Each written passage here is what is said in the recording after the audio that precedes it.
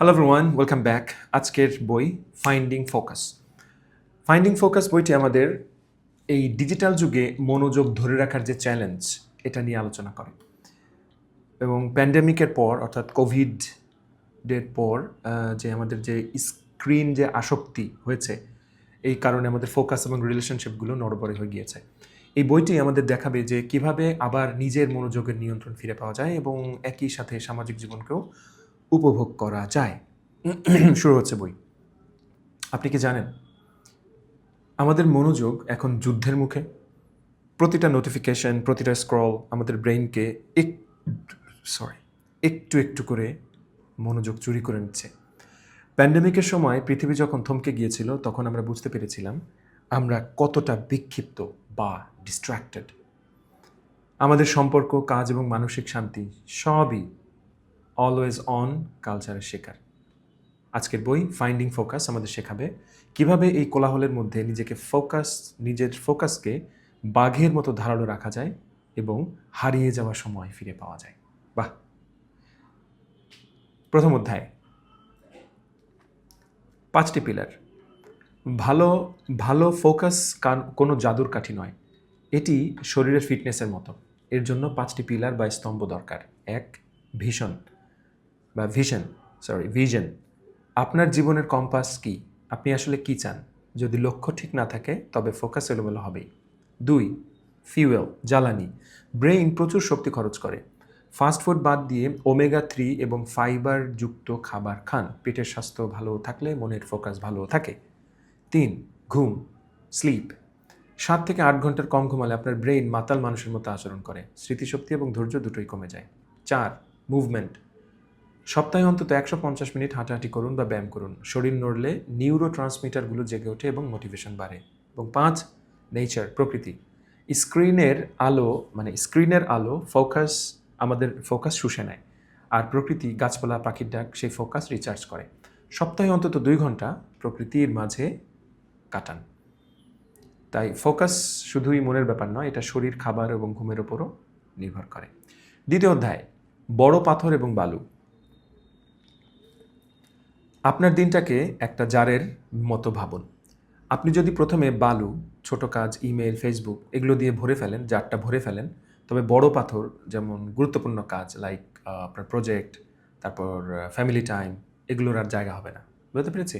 দিনের প্রথমে যদি আপনি নোটিফিকেশন, ফেটা হাবা-জাবা এগুলো দিয়ে ভরে ফেলেন আপনার জার তো লিমিটেড, এটাকে আপনি আনলিমিটেড করতে পারছেন না।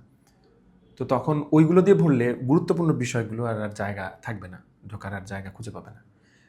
কিন্তু যদি আগে বড় পাথরগুলো রাখেন, গুরুত্বপূর্ণ বিষয়গুলো রাখেন, তবে বালুগুলো ঠিকই ফাঁকে ফাঁকে ঢুকে যাবে। প্রতিদিন সকালে ঠিক করুন আজকের বড় পাথর বা মেইন কাজগুলো কী কী, সেগুলোর জন্য সময় ব্লক করে রাখুন। বাকি সময় ছোট কাজ করুন। পমোডোরো টেকনিক, এটা একটা দারুণ টেকনিক, আমি ওটা অ্যাপ্লাই করে দেখেছি, খুব কাজে আসে। ফোকাস হলো পেশির মতো। শুরুতে 5 মিনিট, তারপর 10 মিনিট করে ফোকাস করার অভ্যাস করুন। মাঝে মাঝে ব্রেক নিন। 50 মিনিট কাজ, 10 মিনিট বিশ্রাম। এটাই হচ্ছে পমোডোরো টেকনিক। এবং মনে রাখবেন, সব কাজ জরুরি নয়। আর্জেন্ট এবং ইম্পর্ট্যান্ট কাজের পার্থক্য বুঝুন। আর্জেন্ট এবং ইম্পর্ট্যান্ট কাজ, আর্জেন্ট মানে এখনই করা দরকার, আর ইম্পর্ট্যান্ট হচ্ছে গুরুত্বপূর্ণ, যেটা পরে করলেও হবে। তাই এই দুইয়ের পার্থক্যটা বোঝার চেষ্টা করুন। অল রাইট, নেক্সট অধ্যায়, উপস্থিত থাকার জাদু। আমাদের শরীর থাকে অফিসে আর মন থাকে ফেসবুকে বা অতীতে। একেই বলে প্রেজেন্স বা উপস্থিতির অভাব। ফোকাস বাড়ানোর সেরা উপায় হলো আপনি যা করছেন শুধু সেটাই করুন। রান্না করার সময় মশলার গন্ধ নিন, সবজির রং দেখুন, হাঁটার সময় পায়ের স্পর্শ অনুভব করুন। মাইন্ডফুলনেস বা মেডিটেশন হলো ফোকাসের জিম। প্রতিদিন কিছুক্ষণ শ্বাসের দিকে মনোযোগ দিলে ব্রেইনের ফোকাস মাসল শক্তিশালী হয়। আপনার শ্বাস প্রশ্বাস নিচ্ছেন, এটা তো অটোমেটিক হয়ে যাচ্ছে, কিন্তু এর দিকে যদি আপনি ফোকাস দেন, তাহলে দেখবেন আপনার ফোকাস মাসল শক্তিশালী হবে। তাই এবং মাল্টিটাস্কিং করবেন না, এক সময় একটি কাজ, সিঙ্গেল টাস্কিং করাই হলো আসল প্রোডাক্টিভিটি। চতুর্থ অধ্যায়, লিসনিং এবং সম্পর্ক। ফোকাস শুধু কাজের জন্য নয়, সম্পর্কের জন্য জরুরি। কারো সাথে কথা বলার সময় কি মনে মনে ভাবেন, কারোর সাথে কথা বলার সময় কি আপনি মনে মনে ভাবেন, এরপরে আমি কি বলবো, এটাকে শোনা বলে না। অ্যাক্টিভ লিসনিং বা সক্রিয় শোনা হলো চোখে চোখ রাখা, মাঝপথে কথা না বলা এবং ফোন দূরে রাখা। ডিজিটাল দুনিয়ায় আমরা কানেকশন হারাচ্ছি। জুম কলের চেয়ে সামনাসামনি দেখা করা ব্রেনের জন্য অনেক ভালো।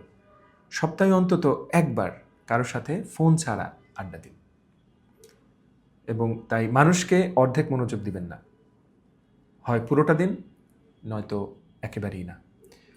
পঞ্চম অধ্যায়, সৃজনশীলতা এবং কৌতূহল। ফোকাস ধরে রাখার জন্য ব্রেনকে মজা দিতে হয়। যেমন 1, সৃজনশীলতা, ছবি আঁকা, রান্না করা বা দাবা খেলা, যে কোনো কিছু যা আপনি এনজয় করেন, এটি আপনার মুড ভালো রাখে। এবং 2, কৌতূহল, ছোট বাচ্চার মতো কেন প্রশ্ন করতে শিখুন। কৌতূহল থাকলে ফোকাস করা সহজ হয়। নতুন কিছু শিখুন, নতুন রাস্তায় হাঁটুন। এই ছিল আজকের বই, ছোট্ট একটি আলোচনা। আমি শেষ করব মূল কথাগুলো আরেকবার। প্রথমে ছিল ভিত্তি, ঘুম, খাবার, ব্যায়াম ঠিক না থাকলে ফোকাস আসবে না।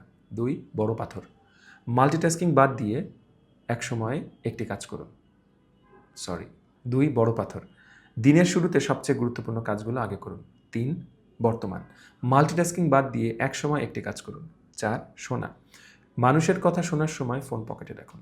এবং 5, প্রকৃতি, মাঝে মাঝে স্ক্রিন থেকে বিরতি নিয়ে আকাশের দিকে তাকান। সুন্দর একটা বই। সো এই ছিল ফাইন্ডিং ফোকাস। আশা করছি আপনাদের ভালো লেগেছে। দেখা হচ্ছে পরের ভিডিওতে। বাই।